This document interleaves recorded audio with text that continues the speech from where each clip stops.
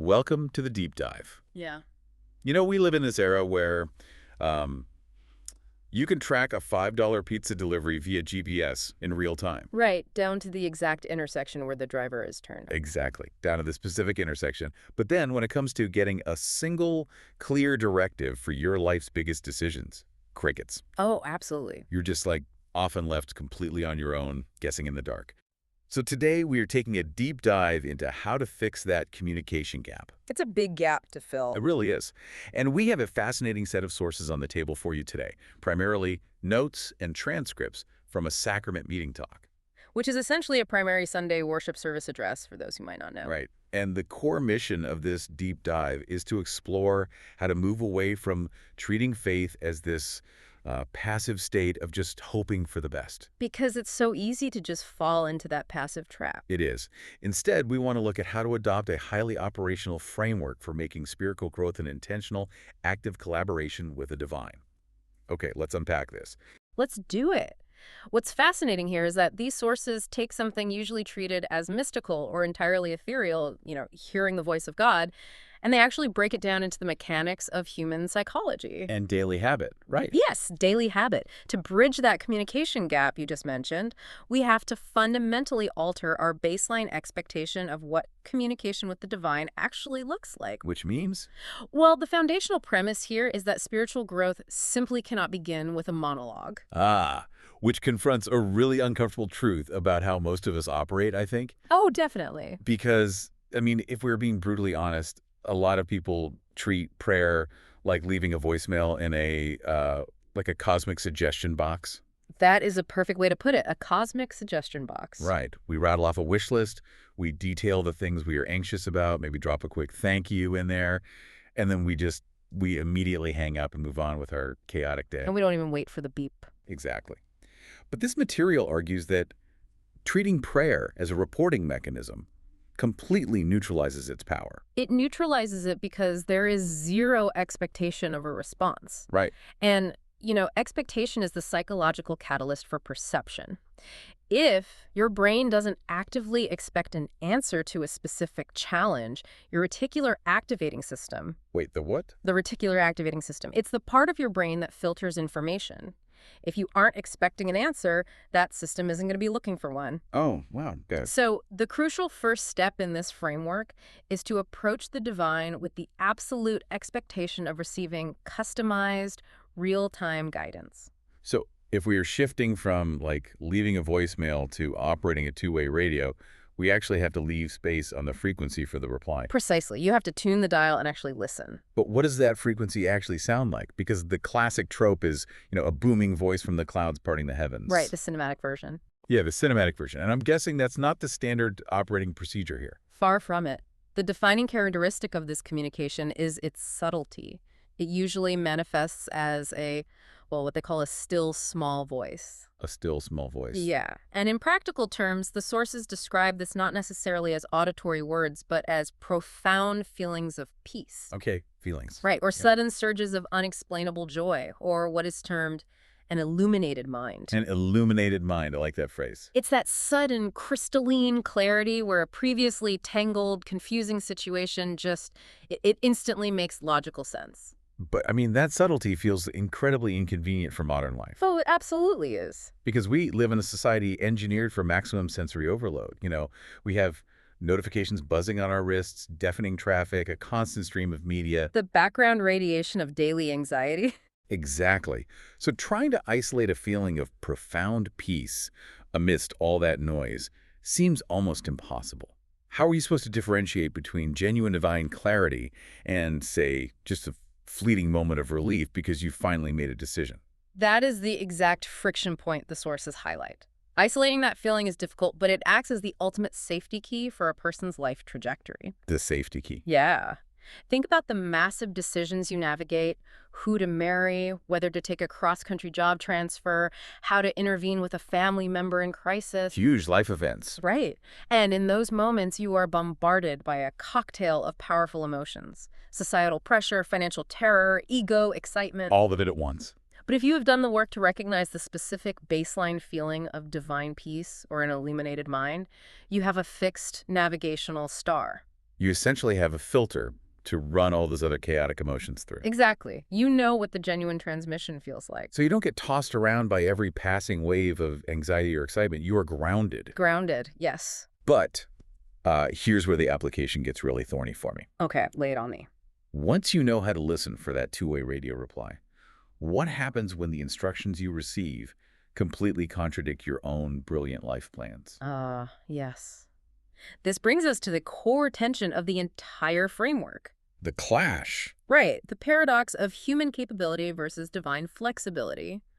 The central argument here is that relying too heavily on our own talents, our own wisdom, and our own intensely strategized blueprints actually repels the influence of the spirit. Wait, really? It repels it? Yes, because true power, the sources suggest, is found in the absolute vulnerability of trusting a higher intelligence over your own logic. I struggle with this concept. Let's ground this in reality for a second. Okay. Because if you are a CEO or a specialized surgeon, you are literally compensated for your intense training and your ability to execute a rigid, predefined blueprint. Sure. Society rewards us for building our capacities and being self-reliant. So wait, are we supposed to abandon our hard-earned skills? Not at all. How do you balance absolute professional competence with the vulnerability of waiting for a whisper to reroute you? It feels like those two things are in direct opposition. It is a brilliant question. And if we connect this to the bigger picture, it is crucial to understand that this framework is not condemning human talent or intellect. Okay, good. That's a relief. Right. Yeah. Those capacities are viewed as essential tools.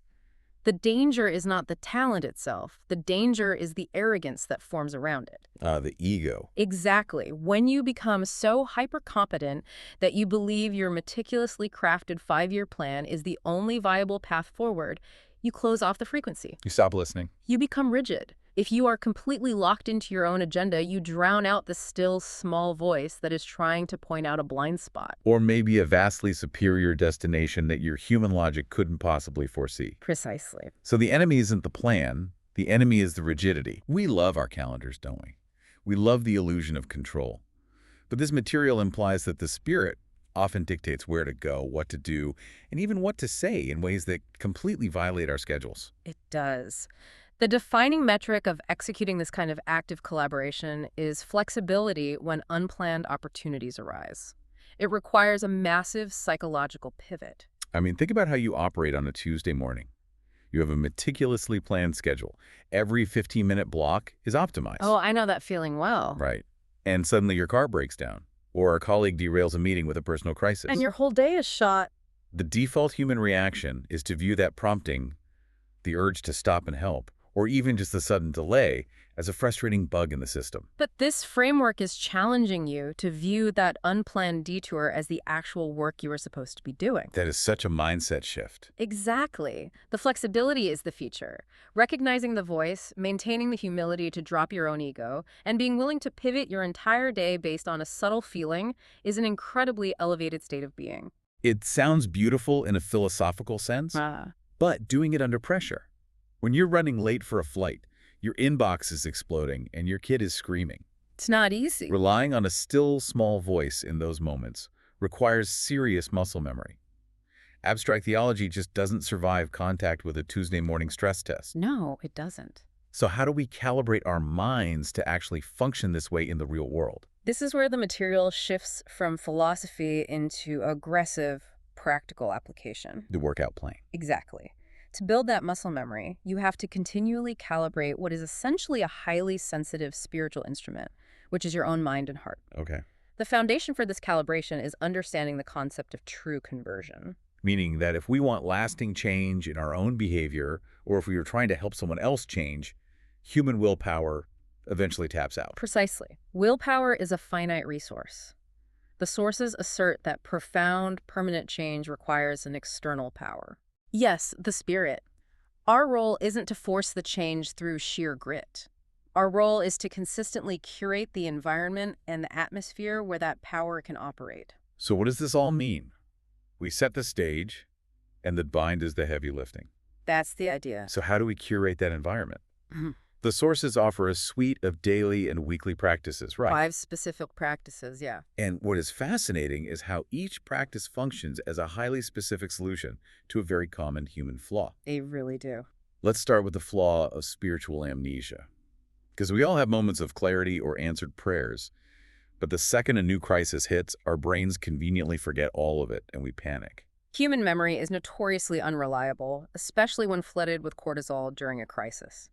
To counteract this amnesia, the first practice is the nightly prayer journal.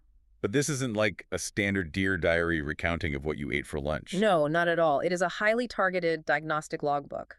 You were supposed to document exactly what challenge you prayed about, what specific feelings arose, especially those subtle markers of peace or an illuminated mind we discussed, and precisely how the answer manifested in your day. By doing this, you are forcing your brain to physically map the cause and effect relationship of two-way communication. You're building an undeniable, tangible record. Exactly. So when you inevitably hit a period of darkness or confusion and feel like you are entirely alone, you don't have to rely on a fuzzy memory. You can just open the book. You open a physical book that proves on this date, I was terrified about this specific problem, I asked for guidance, and I received this exact feeling of peace, which led to this solution. It grounds you in your own historical data. It's empirical evidence for your own spiritual journey. I love that. It's incredibly grounding. But what about the immediate present? If the journal solves the problem of forgetting the past, how do we solve the problem of getting actionable advice for a crisis happening right now? That leads to the second practice, which fundamentally changes how we interact with texts. The concept is making scriptures a living tool. A living tool? Yeah. Often, when people approach ancient religious texts, they read them as historical artifacts. They get bogged down in genealogies, ancient geography, or cultural context. Which is more of an academic exercise. Right. This practice requires a complete paradigm shift. You approach the text not to learn history, but to seek an immediate directive. So you bring your messy, current, real-world problem, say a conflict with your teenager or a looming fear about your career, and you hold it up against the text. Yes. You read with one burning, active question in your mind. What is this verse telling me to do today? That specific question turns a static book into a dynamic interface. You aren't studying, you are interrogating the text. Asking for that illuminated mind to highlight a principle or an action step that applies directly to your 21st century problem. It is the active pursuit of personalized revelation through an existing medium. It bridges the gap between ancient words and modern chaos. Okay, moving to the third major human flaw this framework addresses. Isolation. Yes, isolation is a big one. Spiritual experiences can feel intensely private, which sometimes makes them feel vague or unanchored. The solution provided here is the practice of consciously sharing the spirit. The sources specifically point to environments like family home evenings, which are dedicated weekly gatherings for family connections, study, and discussion, or even just casual settings with close friends. Right. The instruction is to explicitly vocalize moments when you felt that subtle divine guidance. And there is a fascinating psychological mechanism at play here. When you force an abstract internal feeling into concrete spoken words, it solidifies the reality of that experience in your own neural pathways. You can't be vague when you have to explain it out loud. Exactly, but it goes beyond just helping yourself, doesn't it? Oh, absolutely. It creates a vital shared vocabulary. If you articulate what an illuminated mind felt like to you during a stressful decision, you might be providing the exact terminology someone else needs. Because a friend or a child might be experiencing those exact same subtle promptings. But because they don't have the words to describe it, they dismiss it as indigestion or random coincidence. By sharing your frequency, you help them tune their own dials. You become a calibration point for the people around you. That is incredibly powerful. It really is. But out of all the practices detailed in these sources, the one that hit the hardest for me, because it deals with our most destructive tendency, is the solution for human arrogance. Ah, yes, the ego trap. We touched on this earlier, but how often do we naturally default to claiming absolute credit for every good thing that happens to us? This raises an important question. If a project fails or a relationship falls apart, we are quick to look to the heavens and demand to know why we have been abandoned. Of course. Why me? But if we navigate a crisis perfectly or secure a massive promotion, our immediate unchecked instinct is to look in the mirror and say, I am incredibly smart. My execution was flawless. We hoard the credit. And if absolute trust and humility are the prerequisites for keeping the communication channel open, that ego hoarding is going to cause a massive system failure. Which is why the fourth practice, the weekend action evaluation, is so brilliant. The weekend action evaluation. Yes. It is a profound weekly diagnostic check. At the end of the week, you force yourself to look back at your major decisions, your successes, and your interactions, and you ask a brutally confronting question. Was I operating on my own power, or was I relying on the Spirit? Exactly. Man, that requires a level of self-awareness most of us actively avoid. It is a weekly ego check. It forces you to be honest. Because if you realize that you white-knuckled your way through the week, dominating conversations and forcing your own agenda without ever pausing to listen for a reroute, you have to own that. And then you recalibrate. Based on your honest answer to that evaluation, you set a specific behavioral goal for the following week. It's the ultimate antidote to spiritual arrogance. Because it forces you to consistently pause and reassign the credit for your successes to where it actually belongs. It keeps you perpetually grounded in the reality that your highest capacities are unlocked when you get out of your own way. It prevents you from starting the new week high on your own supply, so to speak. You clear the cache of your own ego. That's a great way to phrase it. Which flows perfectly into the final practice. Yeah. If the weekend evaluation clears out arrogance, this fifth practice clears out the ultimate human flaw, our endless loop of egocentric anxiety. And that practice is deliberately praying for others by name. Now, on its face, praying for others sounds like a standard, almost cliché religious instruction, right? It does. But when you examine it within the architecture of the specific framework, it serves a highly targeted psychological and spiritual purpose. It shatters the inward-focused feedback loop. Think about the cosmic wish list we talked about at the beginning. The voicemail box. Right. If every time you open that two-way radio, your transmission is, help me fix my finances, help me feel less anxious, help my plan succeed, your entire spiritual worldview shrinks down to the size of your own ego. You are trapped in a silo of self-interest. Exactly. But by deliberately naming family, friends, leaders, and those in your community who are struggling and actively asking for the Spirit to guide and comfort them, you are doing something profound. You're forcing your brain to manufacture empathy. Yes, you are expanding your emotional and spiritual bandwidth. You are rewiring your baseline frequency to match the frequency of the divine. The sources strongly imply that building this Christ-like love, this outward, selfless focus, is the ultimate state of receptivity. You simply cannot maintain an active, dynamic collaboration with the divine if the only subject you ever want to discuss is yourself. Wow. When you step back and look at these 5 practices as a cohesive ecosystem, documenting the history of your answers to cure amnesia, interrogating the scriptures for real-time directives, sharing the vocabulary of the Spirit to break isolation, evaluating your ego weekly to prevent arrogance, and intensely focusing on the needs of others to build empathy. It's a masterclass in behavioral design. It really is. This isn't just about trying to be a better person. It is a systematic method for keeping a highly sensitive communication channel free of static. It moves faith completely out of the realm of the theoretical. It demands action. Active collaboration. So as we synthesize everything we have pulled from these sources today, the core narrative for you listening is one of profound transformation. Moving from passive to active. Yes. It is an invitation to stop passively hoping that the universe will drop answers into your lap.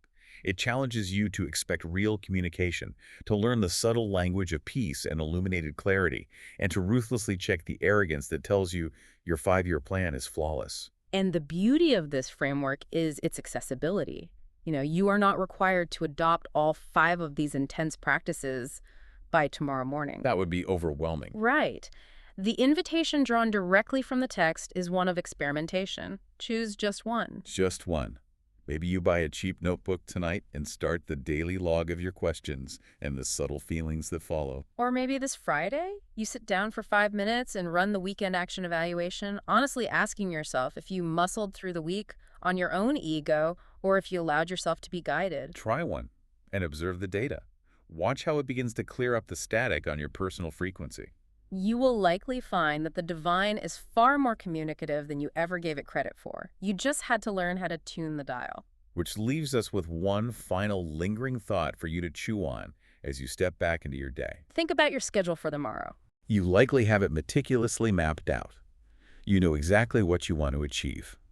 But when the inevitable interruption strikes, when a conversation derails your timeline, when a sudden delay wrecks your efficiency, or when someone unexpectedly demands your attention, what if you shifted your paradigm? What if? What if, instead of viewing that moment as a frustrating obstacle to your brilliant plan, you viewed it as the exact personalized guidance you've been begging for?